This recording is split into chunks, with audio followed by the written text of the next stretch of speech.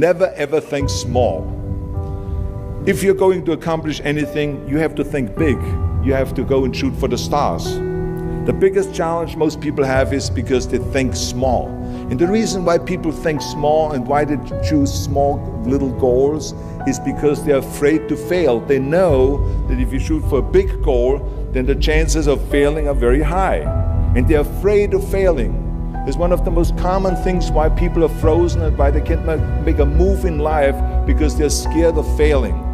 I say to myself, hey, I'm not worried about failing because that's part of life. You're not gonna go and win everything. And how far can you fall? Look at this is the ground. That's as far as I can fall. And you know something? That the only time you really consider the failure is if you fall and you don't get up. But if you get up, you never consider the failure. So I never considered myself a failure. I always considered myself a winner, even though I fell every so often. But I always got up and I always moved forward. This is the important thing.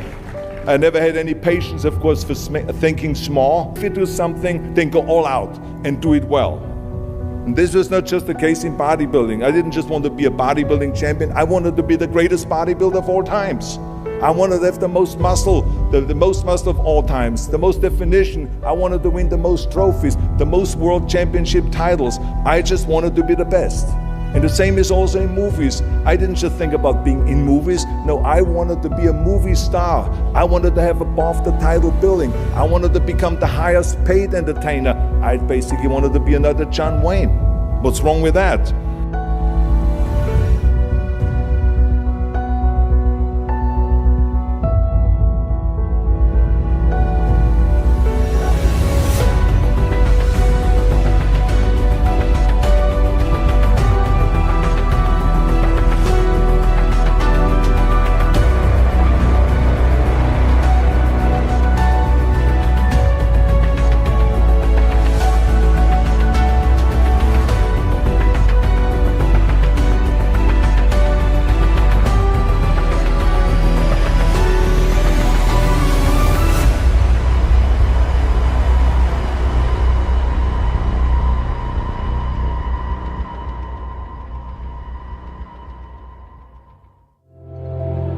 Wherever I go, people ask me all the time, what is the secret to success?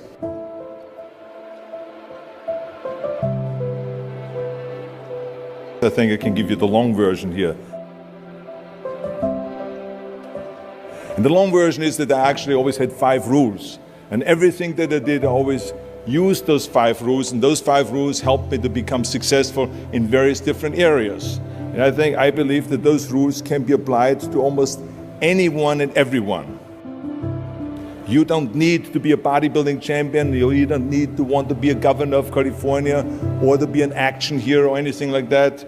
If you want to excel in whatever you do, those rules are for you. It's that simple.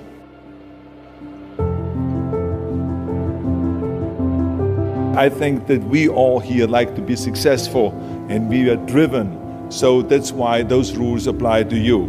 So my first rule is find your vision and follow it. You see, I think it's the most important thing that we have a very clear vision of where we go.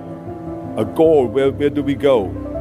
Because you can have the best ship in the world. You can have the best cruise liner, but if the captain does not know where to go, that ship will drift around the world and out there at sea and will never end up anywhere. And this is exactly the way it is in real life. If you don't have a goal, if you don't have a vision, you just drift around. And you're not going to be happy. This is why it is so important to have that vision. Now, I created that vision in Austria because I grew up after the Second World War. The problem was that everyone was so depressed because they lost the war that there was alcoholism everywhere. There was, of course, depression. There was a terrible economic situation. There was famine. There was starvation and all of those things. And also it was kind of a little place and narrow. I felt I wanted to get out of there. I wanted to escape. And I couldn't see myself really to work there and to stay there, to work in a factory or to work on a farm, or to even to follow my father's footsteps and to become a police officer. I couldn't see that either. As a matter of fact, that's what my parents wanted me to do. But that's not what I saw. This was the vision of my parents, but not mine. And luckily, one day in school, I watched a documentary about America. And I found myself, I knew exactly that is where I wanted to end up. I wanted to be in America. Everything that I saw in the documentary, I just loved. Everything was so big. I remember the tall skyscrapers, the monstrous bridges, the giant freeways filled with beautiful cars, the huge jetliners, movie stars, Muscle Beach, and all of those things. I could not wait to get there. The question was just, how do I get there? How do I get to America? I mean, this was not a common thing to do way back in the 50s. No one had the money to travel or anything. But one day I was fortunate enough to see a magazine. And that magazine showed me the path to America. And it was a bodybuilding magazine. And on the cover was this very muscular guy that was standing there like Hercules with a Hercules outfit. His name was Reg Park. This Reg Park was on that cover, and I remember the cover said, Mr. Universe becomes Hercules star.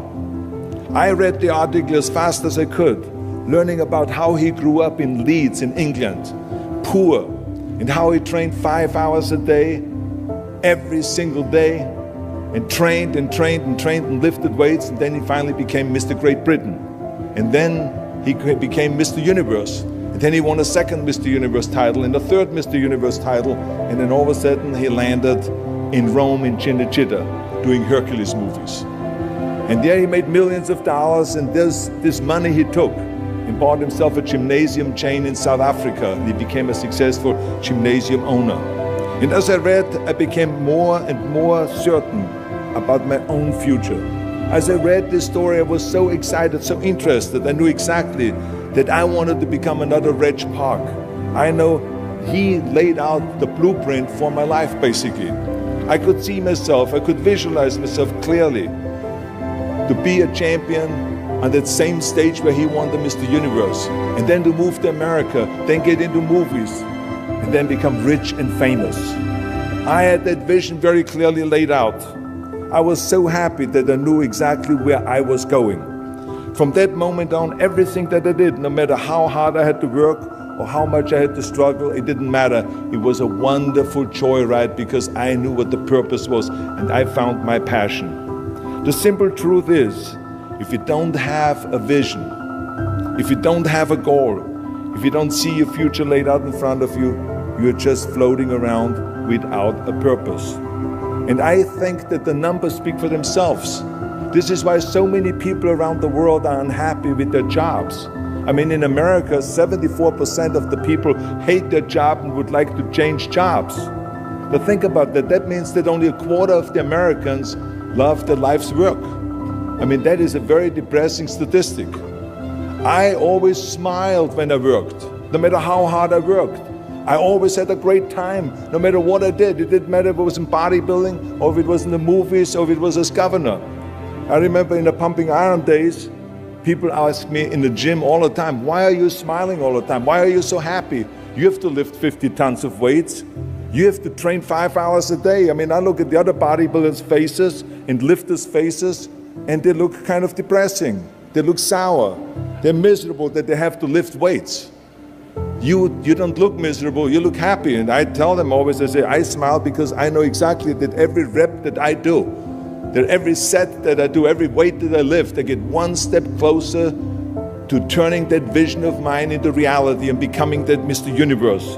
I could not wait to lift another 500 pounds in the squats. I could not wait to do another 1,000 sit-ups. I could not wait to do bench press and more curls until I couldn't move my arms anymore. Because I knew that every rep got me closer to standing on that stage as a champion. As a matter of fact, when I lifted weights, I didn't really feel like I was lifting weights. I felt like I was lifting a trophy over my head each time I lifted. And to have all those bodybuilders around me and thousands of people screaming. And I tell you that this vision didn't just help me in bodybuilding, it helped me with everything, like I said. I remember in the movie business, there was many times stunts that I had to do where I got hurt, where I was in pain, in agony, and had to do it over and over again. I remember one incident specifically on Conan the Barbarian. There I was crawling on all four, on rocks, over rocks and gravel, holding my sword right in front of me. And as I was crawling, the camera followed me, and it was around 30 feet. The crawl on those rocks and this gravel. And eventually, after 10 takes, my elbows, my knees started bleeding and hurting. And the director came to me sheepishly and said to me, he says, "Do you mind if we do another take? I need a close-up of you." And I said to him, "No, I don't mind at all." I said, "Go and do as many takes as you want." He says, no, I don't want to do that because I know you're in pain, you're bleeding." I said, no, I don't feel any pain. I said, "The only thing I see is the finished scene."